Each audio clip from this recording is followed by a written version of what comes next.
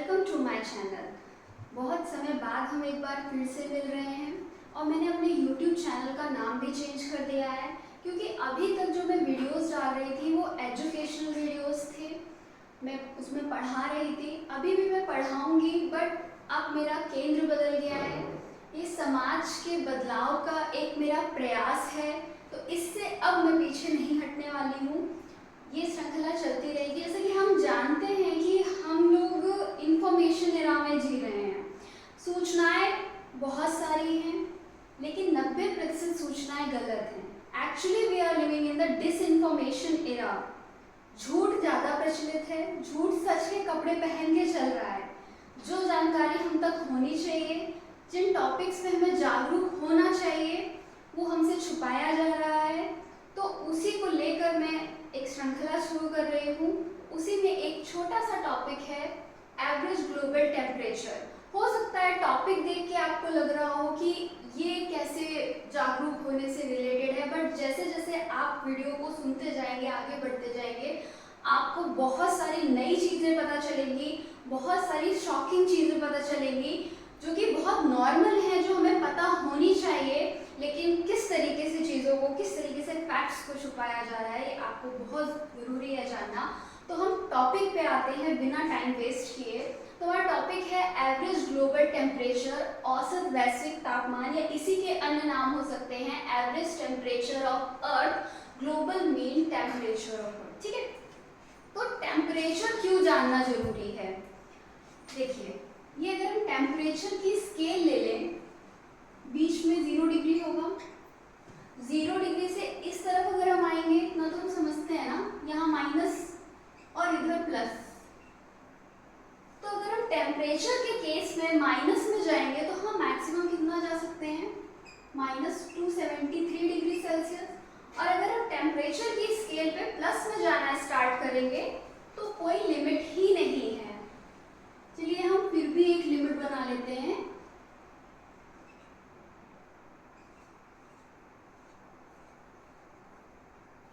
एक lakh degree Celsius हमने temperature ले लिया, क्योंकि प्लस में तो कोई लिमिट नहीं है। अब ये बताइए कि क्या हम ये जो माइनस में टेम्परेचर है और ये जो प्लस में टेम्परेचर है, इसमें किसी भी टेम्परेचर पे सर्वाइव कर सकते हैं? हमारा जो सर्वाइवल है वो बहुत छोटे से स्केल पर ही हम सर्वाइव कर पाते हैं। जैसे 0 डिग्री सेल्सियस, अगर कहीं 0 डिग्री सेल्सियस है तो हम झेल ले जाएंगे, टेम्परेचर झेल लेंगे। प्लस में अगर हम आगे बढ़ेंगे, चलिए मैक्सिमम मान लेते हैं हम 55 डिग्री सेल्सियस समहाउ झेल लेंगे। माइनस में आ जाए, इतना ही ले लेते हैं, समहाउ हम -55 डिग्री भी झेल लेंगे। कोई आइडियल टेम्परेचर नहीं है ये कि -55 से 55 तक हम सर्वाइव कर सकते हैं, but somehow we can, -55 to 55। लेकिन जरा इस पूरी बड़ी स्केल पर आप देखिए, जहाँ 1 लाख डिग्री सेल्सियस तक टेम्परेचर जा रहा है और माइनस में -273 डिग्री सेल्सियस तक टेम्परेचर जा रहा है, हम केवल इतनी सी टेम्परेचर रेंज पे सर्वाइव कर पा रहे हैं। तो अगर ये स्केल जो अर्थ हमें टेम्परेचर दे रहा है हमारे सर्वाइवल के लिए, जहाँ पर यूनिवर्स में मिलियंस ऑफ गैलेक्सीज हैं, उसमें मिलियंस ऑफ प्लैनेट्स हैं, केवल अर्थ हमें ये टेम्परेचर दे पा रहा है जिसमें हम सर्वाइव कर पा रहे हैं, तो क्यों नहीं मायने रखता है कि हम ये जाने कि अर्थ का टेम्परेचर क्या है और उसमें क्या डिस्टर्बेंस हो रही है? क्योंकि अर्थ के टेम्परेचर में डिस्टर्बेंस का मतलब है हमारे अस्तित्व को खतरा। इसलिए हमें ये जानना जरूरी है एवरेज ग्लोबल टेम्परेचर।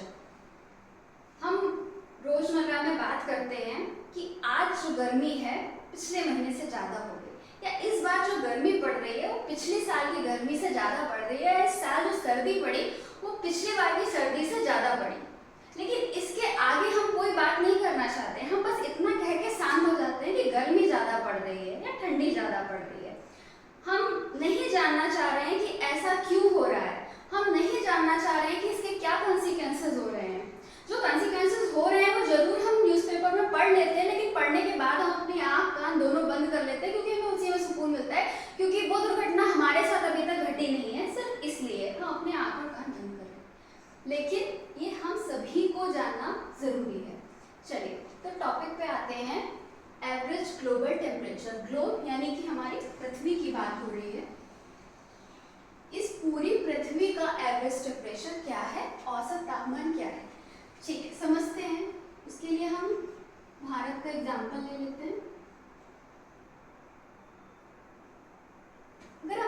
बात करें, आज जो टेम्परेचर है इस समय, नॉर्थ में टेम्परेचर कुछ और होगा, साउथ में कुछ और होगा, नॉर्थ ईस्ट में कुछ और होगा, नॉर्थ वेस्ट में कुछ और होगा, हर जगह टेम्परेचर अलग अलग होगा। तो सभी का टेम्परेचर लेके हम एक एवरेज टेम्परेचर निकाल लेंगे, तो भारत का आज का एवरेज टेम्परेचर पता चल जाएगा। इसी तरीके से पूरी पृथ्वी पर जितने भी कॉन्टिनेंट हैं, सातों कॉन्टिनेंट्स को, यहाँ पर Asia, Europe, north America, south America, यहाँ ऑस्ट्रेलिया, अंटार्कटिका, सभी को हम लोग लेकर, सभी का आज का टेम्परेचर लेके एवरेज निकाल देंगे, तो वो क्या हो जाएगा, पूरी पृथ्वी का आज का एवरेज टेम्परेचर हो जाएगा, एक दिन का। लेकिन जो बात होती है एवरेज ग्लोबल टेम्परेचर की, वो पूरे साल के एवरेज ग्लोबल टेम्परेचर की बात होती है। तो जब एक एक दिन का निकलता रहेगा, तो पूरे साल का 365 से डिवाइड करके हम पूरे साल का एवरेज ग्लोबल टेम्परेचर निकाल सकते हैं, राइट। हर दिन का निकलता है। एग्जाम्पल के लिए 6 जुलाई 2023 को जो अर्थ का एवरेज ग्लोबल टेम्परेचर था वो 17.08 डिग्री सेल्सियस था, ठीक है। उसके बाद ये 21 जुलाई का डेटा है। 21 जुलाई 2024 को जो अर्थ का टेम्परेचर था वो 17.09 डिग्री सेल्सियस एवरेज, यानी कहीं पर -55 रहा होगा, कहीं पर +50 रहा होगा, तो उसका जो एवरेज आउट किया गया वो 17.09 डिग्री। ये तो अभी लेटेस्ट डेटा है, ठीक है।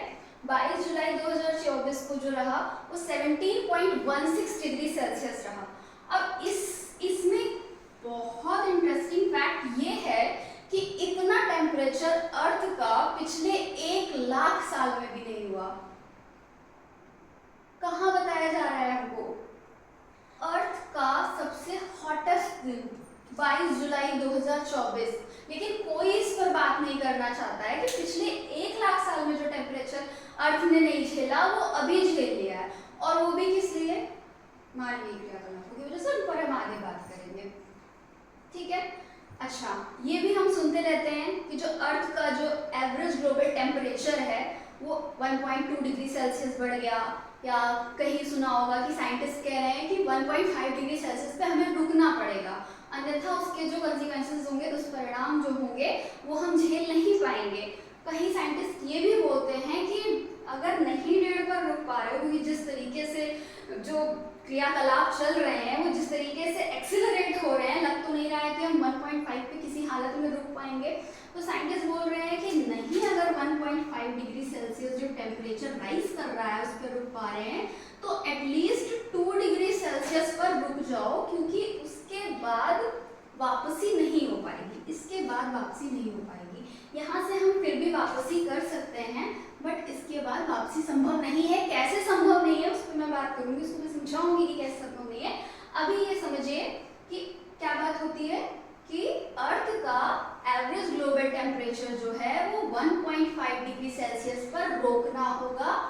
अभी कितना चल रहा है, अभी चल रहा है 1.2 डिग्री सेल्सियस। 1.2 डिग्री सेल्सियस बढ़ा हुआ है, 1.5 पे रोकना है, और 2 डिग्री सेल्सियस के बाद वापसी खत्म।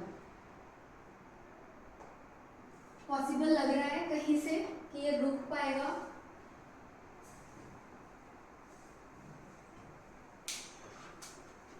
अच्छा, मुझे एक चीज बताइए कि अभी मैंने बताया कि 22 जुलाई 2024 को जो मैक्सिमम था 17.16 डिग्री सेल्सियस, एक चीज तो क्लियर हो रही है, ये 2023 का डेटा है 17.08 डिग्री सेल्सियस। 21 जुलाई 2024 का डाटा है 17.09 डिग्री सेल्सियस, 22 जुलाई का 17.1, यानी कि टेम्परेचर बढ़ रहा है, ये तो क्लियर है ना, टेम्परेचर बढ़ रहा है ये तो क्लियर है ना। क्योंकि कहीं कहीं लोग ऐसा भी बोल देते हैं कि हमें सिर्फ महसूस हो रहा है कि टेम्परेचर बढ़ रहा है, बट एक्चुअली नहीं बढ़ रहा है। तो डेटा क्या बता रहे हैं, टेम्परेचर बढ़ रहा है, और हम लोग खुद भी समझ रहे हैं कि टेम्परेचर जो है बढ़ रहा है। अच्छा, ये बात समझ में आई कि नहीं कि 1.2 डिग्री सेल्सियस बढ़ रहा है। जब हम ये बात कर रहे हैं कि 1.2 डिग्री सेल्सियस बढ़ चुका है, तो कोई ना कोई बेस लाइन होगी ना जिसपे हम ये बता पा रहे हैं कि टेम्परेचर बढ़ रहा है। तो वो बेस लाइन क्या है जिससे बढ़ के ये सब हो रहे हैं टेम्परेचर? तो जो बेस लाइन है वो लेट 19th सेंचुरी में जो पहली बार एवरेज ग्लोबल टेम्परेचर कैलकुलेट किया गया था वो थी 13.7 to 13.8 डिग्री सेल्सियस। यानी फर्स्ट टाइम जो एवरेज ग्लोबल टेम्परेचर निकाला गया था, कैलकुलेट किया गया था, तो वो था 13.8 डिग्री सेल्सियस। ये बेस लाइन है जिसको हम प्री इंडस्ट्रियल लेवल भी बोलते हैं या बेस लाइन बोलते हैं। इसी के ऊपर हम बताते हैं कि 1.2 बढ़ा, इसी के ऊपर हम कह रहे हैं 1.5 तक रोकना है, इसी के ऊपर हम कह रहे हैं कि मैक्सिमम 2 डिग्री सेल्सियस और यानी 13.8 डिग्री सेल्सियस है तो हम कितना 15.8 डिग्री सेल्सियस तक हम झेल सकते हैं। इसके आगे फिर वापसी नहीं है, फिर तो मास एक्सटेंशन होना ही होना है। ठीक बात समझ में आ रही है, बेस लाइन समझ में आ गई एवरेज ग्लोबल टेम्परेचर की कि 13.8 डिग्री सेल्सियस है, उसी पर हम बात कर रहे हैं। 1.2 डिग्री सेल्सियस जो है बढ़ा हुआ है, यानी कि कितना हो चुका है अप्रॉक्सीमेटली 15 डिग्री सेल्सियस, अप्रॉक्सीमेटली इतना टेम्परेचर चल रहा है। आप कहोगे ये तो 17, अरे ये तो बहुत बढ़ गया 13.8 से, तो भाई ये पर डे का है, ये एक दिन का है, जबकि ये जो मैं बता रही हूँ ईयरली बता रही हूँ। जो एवरेज ग्लोबल टेम्परेचर देखा जाता है वो ईयरली देखा जाता है, तो ईयरली जो है वो आपका इससे 2 डिग्री सेल्सियस एक्सीड नहीं करना चाहिए। ठीक है, चलिए अब मैं इन चीज़ों को भी समझाऊंगी कि कैसे रिवर्स नहीं हो सकता। अच्छा, ये जो हो रहा है ये क्यों हो रहा है, हमने नहीं सोचा कि क्यों हो रहा है। या मुझे याद आता है कि बचपन में हम लोगों से वैश्विक तापमान ग्लोबल वार्मिंग पर निबंध लिखाया जाता था, राइट। तो हमें बस वही पता होता था कि आने वाले समय में क्या होगा, ग्लेशियर्स जो हैं वो पिघल जाएंगे, समुद्र का जल स्तर बढ़ जाएगा, वही 1-2 लाइन हमें रटी हुई थी।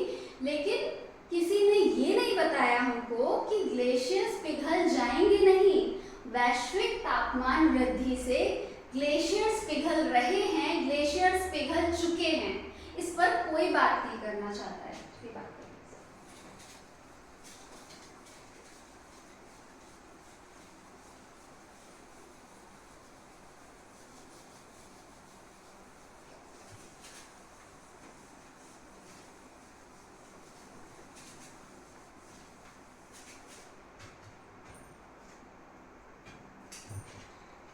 मैंने कहा कि average global temperature 2 degree Celsius से बढ़ गया तो वापसी संभव नहीं है।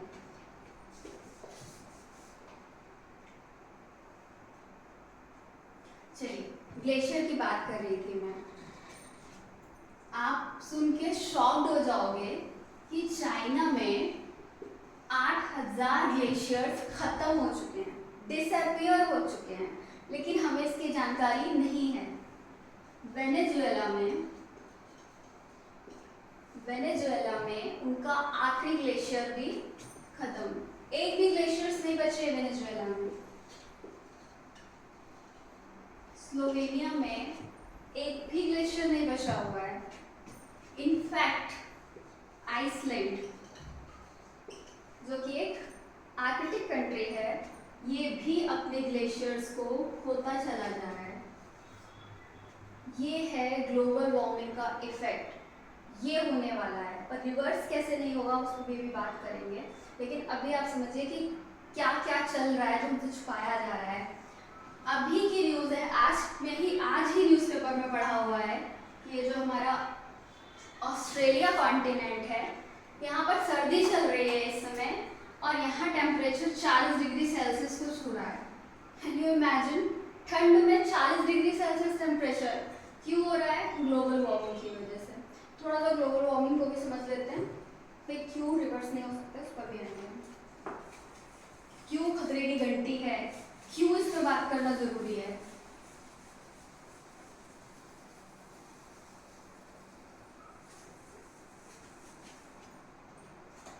ग्लोबल वार्मिंग यानी कि पृथ्वी के तापमान में वृद्धि। पृथ्वी का तापमान 13.8 डिग्री था, जो कि ठीक था, अब ये बढ़ता चला जा रहा है, इसको हमें यहाँ पे रोकना है। ये टेम्परेचर बढ़ रहा है किस वजह से? ग्लोबल वार्मिंग की वजह से। ग्लोबल वार्मिंग क्यों हो रही है? ग्रीन हाउस गैसेस की वजह से। तो हमें पता है, इसी को समझ लेते हैं थोड़ा। ग्रीन हाउस गैसेस हैं लाइक CO2, जलवाष्प हो गया, मीथेन हो गया, नाइट्रस ऑक्साइड हो गया, जलवाष्प यानी वाटर वेपर, ये ग्रीन हाउस गैसेस हैं। ठीक है, पृथ्वी पर ऊर्जा का स्रोत क्या है? वी ऑल नो, सूरज। सन जो है वो पृथ्वी पर ऊर्जा का स्रोत है। तो यहाँ से विकिरण आती है सूर्य की और ये वापस पृथ्वी से टकरा के वापस लौटती। तो ये जो विकिरण आ रही है सबसे पहले ये एनर्जी देगी, हीट देगी पृथ्वी को। पृथ्वी की सरफेस जो है इस हीट को ऑब्जॉर्ब करेगी, पूरा ऑब्जॉर्ब नहीं करेगी तो रिफ्लेक्ट कर देगी, काफी ये रिफ्लेक्ट करेगी। तो ये जो रिफ्लेक्ट करेगी इसका रिफ्लेक्शन बहुत जरूरी है, इसको टकराकर वापस लौटना बहुत जरूरी है, क्योंकि सूरज जो हीट दे रहा है वो सारी पृथ्वी नहीं झेल सकती, जितना उसको चाहिए उसने ले लिया, अब ये वापस जानी चाहिए, लेकिन ये वापस नहीं जा रही है। क्यों? क्योंकि ये जो ग्रीन हाउस गैसेस ऊपर बैठी हुई हैं, ये ग्रीन हाउस गैसेस इसको अपने में ट्रैप कर लेती है, सारी विकिरण को, सारी हीट को अपने में ट्रैप कर रही है। ठीक, अब ये ऑलरेडी ये सतह गर्म है, जितनी हमें हीट चाहिए थी उतनी हम ले चुके हैं, ये पृथ्वी ले चुकी है। अब इसने भी हीट को ट्रैप कर लिया है, तो ये और ये हीट मिलके पृथ्वी का एनवायरनमेंट गर्म कर देंगे कि नहीं, इसलिए टेम्परेचर राइज हो रहा है। ये समझ में आया? अब देखिए रिवर्स क्यों नहीं हो पाएंगे। टेम्परेचर ज़्यादा हो चुका है, पृथ्वी गर्म है। अब पृथ्वी गर्म है, ग्रीन हाउस गैसेस में जरा देखिएगा कि जलवाष्प भी ग्रीन हाउस गैस है, वाटर वेपर भी ग्रीन हाउस गैस। पृथ्वी गर्म होगी तो इतना तो पता है कि जलवाष्प और ज़्यादा बनेगी, वाटर वेपर और क्रिएट होगी। अब ये जो और वाटर वेपर क्रिएट हो गई है, ये और ज़्यादा हीट को ट्रैप करेगी, ये पृथ्वी को और ज़्यादा गर्म करेगी। अब ये जो गर्म पृथ्वी है ये और ज़्यादा जलवाष्प को बना देगी। अब ये जो और ज़्यादा जलवाष्प है ये और ज़्यादा हीट ट्रैप करेगी, और ज़्यादा पृथ्वी को गर्म करेगी, और ये गर्म पृथ्वी फिर से और ज़्यादा जलवाष्प बनाएगी। तो अब ये जो नेगेटिव फीडबैक लूप है, नेगेटिव फीडबैक साइकिल है, अब ये चलती रहेगी, ये रिवर्स नहीं होगी, ये चल रही है। ठीक है, ग्लेशियर का एग्जाम्पल लेते हैं। ग्लेशियर्स हैं, ग्लेशियर्स किस तरीके से होते हैं? एक पहाड़ है, उस पे पहाड़ पे आइस शीट होगी ना, अंदर चट्टान होगी, उसके ऊपर ये पहाड़ बर्फ से ढका हुआ, उसी को तो हम ग्लेशियर बोलते हैं। ठीक है, अब इस पर भी तो सन रे पड़ रही है। अब जो इसकी सरफेस है आइस शीट है ना, तो आइस शीट तो व्हाइट होगी। अब व्हाइट हम जानते हैं कि व्हाइट जो है वो रिफ्लेक्ट कर देता है, व्हाइट कलर रिफ्लेक्ट करता है और ब्लैक कलर ऑब्जर्व करता है, हम जानते हैं। तो ये व्हाइट आइस शीट है, तो ये बहुत ज़्यादा मेल्ट नहीं होगी सन रे से, ये रिफ्लेक्ट कर देगी।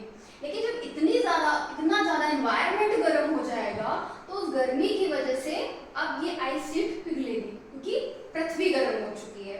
तो अब ये बर्फ पिघलना स्टार्ट करेगी। जब बर्फ पिघलेगी तो जो अंदर रॉक है, जो चट्टाने हैं, वो एक्सपोज होना स्टार्ट हो जाएंगी। यहाँ से आइस मेल्ट हुई, एक्सपोज होना स्टार्ट होगी। अब आइस तो रिफ्लेक्ट कर रही थी सन रे को, सन हीट को, लेकिन अब ये जो चट्टान है ये नहीं रिफ्लेक्ट करेगी, ये हीट को ट्रैप कर लेगी। अब क्या हुआ है? अब चट्टान भी गर्म हो गई है, अब ये चट्टान इसको पिघलाएगी। अभी तक तो पृथ्वी पिघला रही थी, पृथ्वी की गर्माहट, लेकिन अब क्या होगा? अब ये चट्टान पिघलाएगी, और ये जब और ज्यादा पिघलेगी तो ये चट्टान और ज्यादा एक्सपोज होती चली जाएगी, ये और ज्यादा एक्सपोज होगी, ये सन रे को और ज्यादा एब्जॉर्ब करेगी, अब ये और ज्यादा इसको मेल्ट करती जाएगी, और इस तरीके से फिर से एक नेगेटिव फीडबैक साइकिल स्टार्ट हो गई है। ये चल रही है, नेगेटिव फीडबैक होगी नहीं, हो रहा है, इसीलिए मैंने आपको एग्जांपल दिए, अपने ग्लेशियर्स गायब हो रहे हैं, लेकिन इस बारे में कोई भी बताता नहीं है, छुपाया जा रहा है ये सच हमसे। ठीक है, तो ये समझ में आया। तो इस तरीके से बहुत सारी नेगेटिव फीडबैक साइकिल्स जो हैं ये बहुत सारी एक्टिवेट हो जाएंगी। कब?